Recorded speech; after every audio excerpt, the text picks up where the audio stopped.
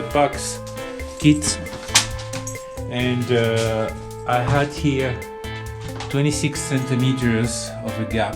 Of course, the smallest shelf is 50 centimeter. That unit cost 45 euros plus something for the shelves.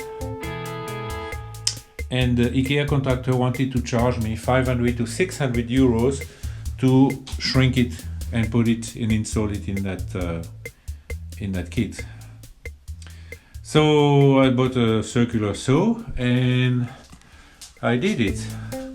I realized that the precisions of IKEA shelves, this is an untouched one, seems to be half a millimeter or better.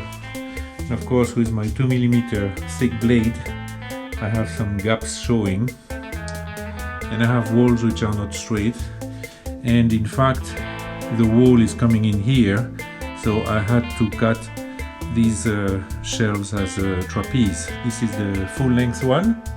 So in that one, no major problems. Of course, there I had to improvise a support on the left side because I didn't reproduce the hanging kit of IKEA on the left hand side. The one which is on the right is the original one, and I put some screws anyway to give it some more support.